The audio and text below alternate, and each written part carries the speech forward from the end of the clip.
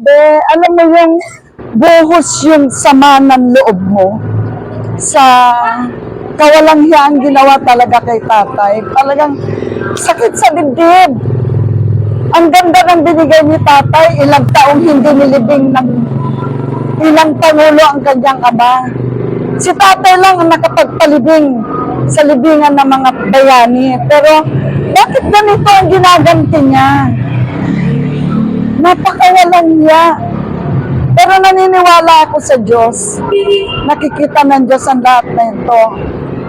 May balik din sa kanila to. May balik. Pasalamat tayo. Alam natin tatakbo si BP pero hindi natin ma-confirm kung totoo. Pero finally, kinonfirm niya kaya napakalaking bagay sa atin yon. Tayong sumusuporta sa katotohanan, tayong naninindigan sa tama.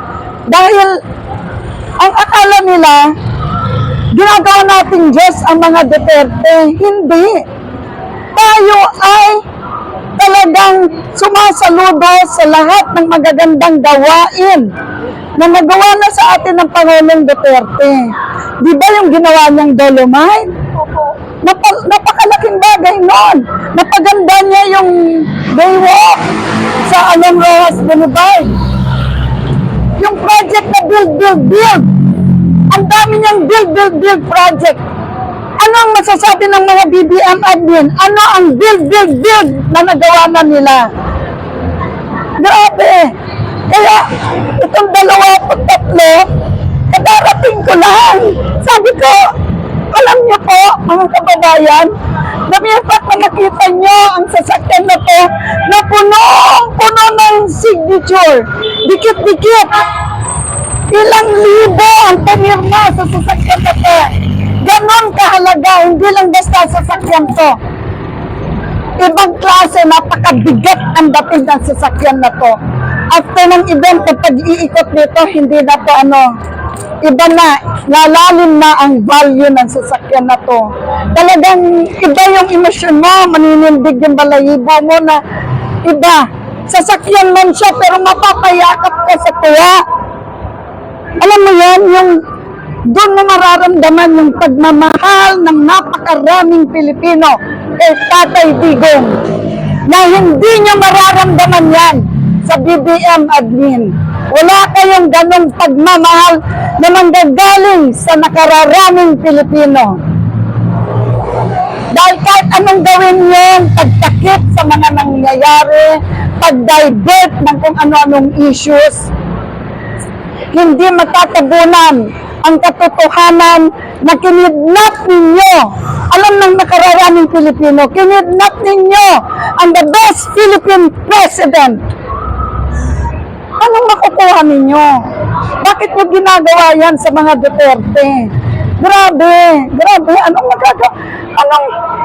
Anong klaseng puso meron kayo? Diyos ko Lord. Ambot. Ano po ngayon lang nararamdaman nila? Grabe! From afar! Sabi ko yan na yung sasakyan. Tumakbo talaga ako. Sabi ko ito na nga. Buti na lang dala ko ang aking the usual green lagyan pen ko. Dahil ang Duterte talaga green ang kulay niyan. Green ang eyeglass ko. Green ang puso ko. Ganun po ang pagmamahal ng mga taong bayan kay Tatay Digong. Kaya naiintindihan ko kung bakit nagsuot ng itim si BP Inday. Dahil grabe na ang pagluluksa ng buong sambayanang Pilipinas sa mga hindi natin maintindihan anong klaseng pamamalakad mayroon. Sinayang mo yung pagkakataon na binigay sa yung tsansa. Nang dahil kay BP Inday Sara Duterte, pakinggan mo ito, Sharon Cuneta, dahil hindi mo yata alam ang katotohanan ng kwento, nang dahil kay BP Inday Sara Duterte, na nakakuha ng more than 32 million votes, nanalo si BBM dahil dinala ni BP Inday Sara Duterte. Doon mo makikita na hindi ganid, hindi gahaman sa posisyon si BP Inday Sara Duterte. Dahil napakadali sa lang siya na president, mag-file na lang siya. Yun ang sinisigaw namin lahat. Ako ang isa na nag-stay doon sa Comelec on that day na sana mag-file si BP. Umuulan pa noon. Sabi ko, Lord, sana mag-file si BP as Vice President. As President. Kaya lang hindi siya gayaman sa posisyon. Ang akala niya, yung mga nagmamano-mano sa kanya, hinalik-halikan siya, akala niya mga totoong tao. Pero hindi. Malinaw na ginamit lang si BP Inday Sara Duterte. Grabe. Mga kababayan, bago ko makalimutan, kagagaling lang po namin sa distrito ng Antipolo City. May special election po doon on March 14 dahil sa sumakabilang buhay ang dating Quadcom Akop. Ngayon ay makakalaban ni Congressman Red Liaga, ang anak ni Akop. Tayo po, mga kababayan, na maninindigan sa tama, tulungan po natin si Congressman Red Liaga. Ipanalo ang laban ni Red Liaga bilang Congressman ng Distrito 2, Antipolo City. Ma'am, ano pong reaction niyo sa announcement ni BP hindi natatakbo siya ng presidente? Grabe! Talagang talon ako. Kung makita mo lang yung talon ko, umiikot-ikot talaga ako, sumisigaw. Nagkapaus-paus ako dahil sabi ko, yes! Ito na. Yes! Yes! Grabe ang sigaw ko. Talagang sumayaw pa ako. Yung anak ko tawa ng tawa dahil alam mo naman ako, pag may good news galing sa mga Duterte camp, ay sumasayaw talaga ako ng opalite. Kaya sabi ko, eto na. Ito ang napakagandang regalo mo, BP Inday, sa mamamayang Pilipino. Ang tumakbong Pangulo ng bansa dahil ikaw dapat ang naging Pangulo noong 2022. Kaya lang, di ka nakinig sa masambayan ng Pilipino. Kaya narinig ko yung sorry. Na ang dami mong sorry. Pero sana hindi natin napagdaanan ng mga pang-aaping ito, ang mga pang-aabusog ito kung pumayag kang tumakbong Pangulo. Pero ito na, Pangulong Inday Sara Duterte, you are the rightful President of the Republic of the Philippines. Kaya masaya po kami, BP. Ngayon, antayin naman natin ang good news, ang magandang balita na marilis na si Tatay Digong. Buong Pilipinas, magdasal tayo ng himala. Dahil naniniwala ako, nakikinig ang Diyos, pakikinggan niya tayo. Talagang yun ang tangi natin pag-asa, ang himala ng Diyos. Dahil kung ang kalaban natin ay walang puso, hindi nag-iisang araw. Talagang naniniwala tayo sa intervention. Dahil tignan mo nga, pinagbahan ng Diyos, pinakita niya ang mga kalokohan nila sa flood control. Diba? Ngayon, ang exciting part na lang natin, sino ang Vice President? Kasi sabi niya, handang lumaban ng legal.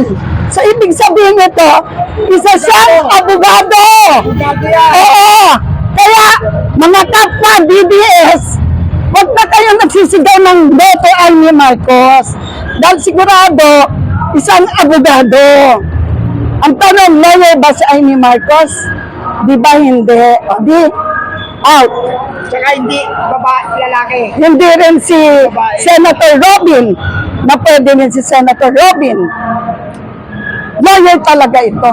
Tagapagtanggol eh. Lawyer talaga ito. Kung ano man yan, basta BP, kung ano yung decision mo, susuportahan ka namin. Basta wag lang 100% susuportahan ka namin. Ma'am, in case na si Senator Bongbong mapili BP Inday bilang DC niya. Kung number 1 senator si Senator Bongo, panalo! O panalo, number 1 senator siya eh. Oo. Supportan din. Number 1, siya ang number 1 sa malasakit. Pag may sunog, sino ang nangungunang tumutulong sa mga na may sunog? Siya! Siyang sumasaklolo. Alam mo ba, mula nung napaupo siya, lahat ng inilapit kong anong tawag nito, may mga pasyente, no, the medical assistance, lahat yan na pagbibigyan. Kahit sa patay, ma'am. Di ba?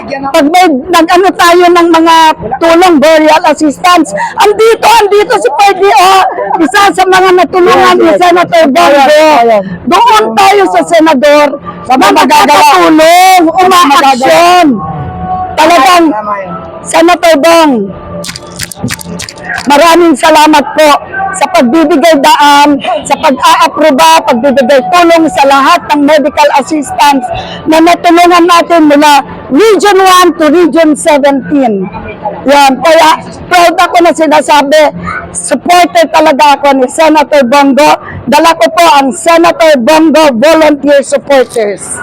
Ma'am, ano pong masabi niyo kay Larry Gadon? Natanong din dati kay Sir Pwede kanina na kahit na magpapasay si BP Inday, hindi mananalo.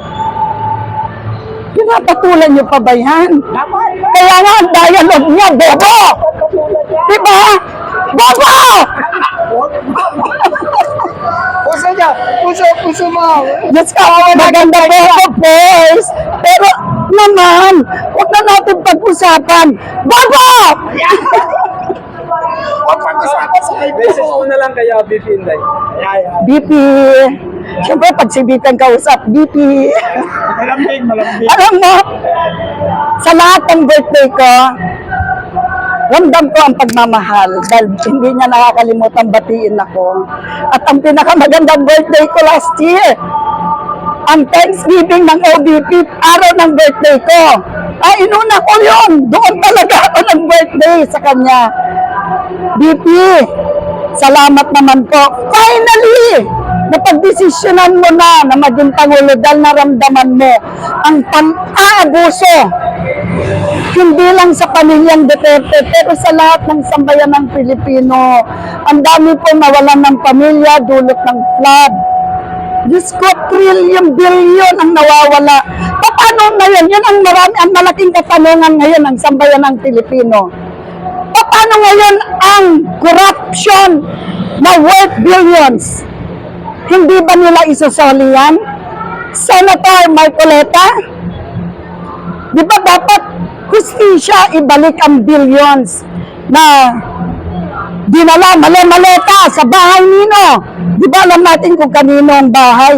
Sinabi na ni Gutesa kung saan dinalang mga mali-maleta. Ang pera nilagay lang sa basuran, trash bag, bongga. Samantalang kami, ang basura namin talaga, totoong basura. Ito pera. Diyos ko Lord, kakaiba naman kayo. Binabasura nyo na lang ang pera. Ang pera ng PhilHealth! Talaga naman, Risa Ontiveros, lakas pa ng loob ng tumakbo. Sagutin mo kaya muna yung pera ng PhilHealth. Tapos, may PhilHealth din na dapat isoli. Ilang milyon yun? 89 million ba? Hindi pa isusoli. Pero sabi na ni BBM, isoli na nila, pero bakit hindi pa na isusoli? Tapos, saan po dinala yung pinagbentahan ng gold from the central bank? Alam nyo, kaya nanalo yan si BBM, ang daming na denggoy. Daming naloko. Kala nila, pag binoto nila si BBM, bibigyan sila ng ginto. Yun pala, isa sa unang ginawa niya, binenta niya yung ginto sa central bank. Ano kayo ngayon? Kala niyo, bibigyan kayo ng ginto. Winala pa, nakuha pa, binenta pa yung ginto natin. Ma'am, sa last na lang po. Ano po ang gusto niyo sabihin ngayon kay Tatay dito? Sa itong signature na Huwag ka nagpapayak naman. na buong Pilipinas pong inikot ng nasakyang ito. Grabe tay.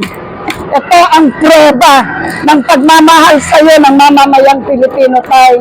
Tatay, mahal na mahal ka ng bayang mamamayang Pilipino dahil sa mga totoo mong itinalaganap sa Pilipinas.